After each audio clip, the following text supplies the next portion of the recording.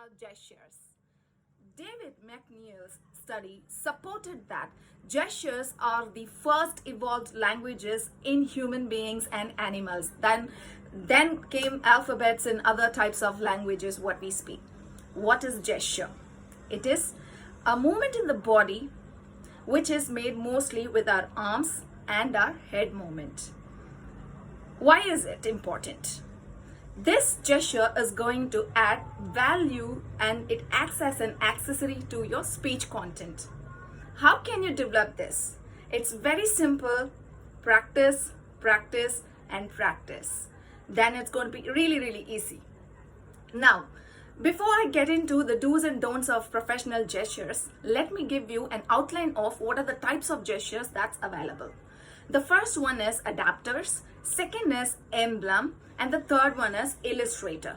The first two are comparatively rare, but the third one is commonly used. Adapters are used when you are anxious and when you are reacting out of your nervous system. Example, if I'm really nervous, like sometimes I click my pen and sometimes like unnecessarily I pat my hair, I just adjust it. So that's an example for adapter. Second one, emblem, is used to acknowledge or agree on something, which means like, okay, yes, move on. So these are some of the acknowledgements. The last one, illustrators. So this is commonly used as I previously acknowledged. Why? Because this acts as a value add to the content that you are using. Example, if I'm going to talk, I will say like, yes, going forward, and it is huge and it was circular in shape. So all these are illustrators. Now, let me take you through what are appropriate professional gestures which will add value, and it is very easy as I already declared. First, to start with, always, whenever you talk about numbers, say there are 3 types. There are 5 employees and there are 6 countries. Okay, so you have to show the numbers in the finger. And the second one is divisions. When you talk about positive and negative, you take out divisions. So the positive part of this video is, the negative part of this video is. So this is called as division. So you can make divisions. And the other one is categorizing. Categorizing in the sense like when you talk about hierarchies, when you talk about like step-by-step procedures, you can go from ascending order or from descending order. So for this, you can either use both the hands or else like from the bottom. And the other point is like indicating people. Example, me, you, we. So this will also add value to your gestures. These are some of the do's that you can remember. What one shouldn't do in terms of professional gesture. Point number 1, never point out and speak. This is considered as rude. So don't speak like this. Number 2 is never cross your fingers or your arms. This is again, it indicates psychologically, it indicates that one is aggressive or not open to the conversation or an introvert. So let's not do that. And the other one is always ensure that you don't change your gestures frequently and make jazzy movements. These are called as jazzy movements. So there is no appropriate contribution to the content that you speak. You're just like that, you're like doing something, some diagrams in the air. So these are some of the don'ts. It's very simple as I already acknowledged. Now, what can I do as a listener? Most of the times when we are a listener, we panic like where should I place my arms? So that's when accidentally or intentionally we put our palms inside the pocket, which I already acknowledged not the right way. So what can I do?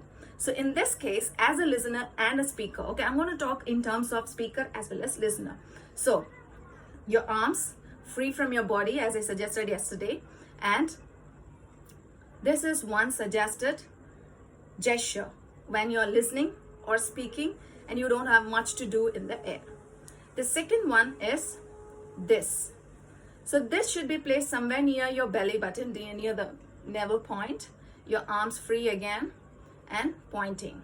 Okay, it shouldn't be too sharp like this, and it shouldn't be you shouldn't feel uncomfortable doing this one. Okay, this indicates that the person is confident in the subject that she is talking. And the third one is you can also place like this. So when you do this one, ensure that, can you see this? So when you do this one, ensure that you don't cross your thumb or you don't cross your fingers. Okay, so these are the 3 steps that you can maintain. Apart from this, while talking, how should my palms be placed? Point number 1, submissive. When you call submissive, which means you're giving a positive note and you transmit positive energy to your audience, so your palms are up. So while you talk, if you make gestures like this, example, the positive one, the negative one, and there are 4 categories in this one, so it goes like this. So this is like you are more confident and you are approachable, friendly, and you're ready to give so much to your listeners or audience.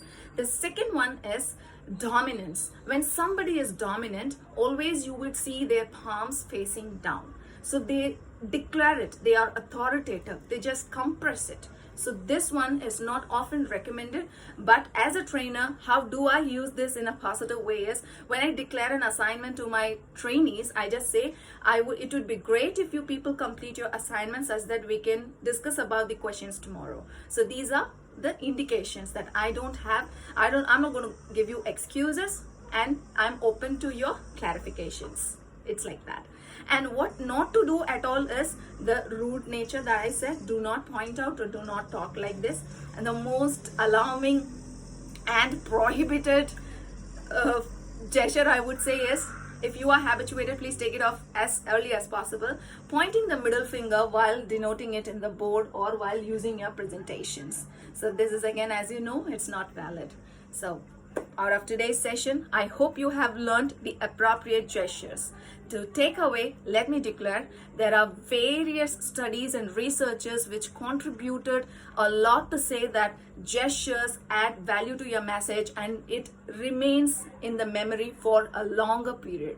The second thing is, it is also evidentially proved that by making appropriate gestures, your fluency and articulation increases day by day. So if you're looking to improve your English fluency and you are willing to work on your articulations, this is the best method. On that note, let us meet tomorrow with some more interesting factors. Until then, stay tuned. Take care.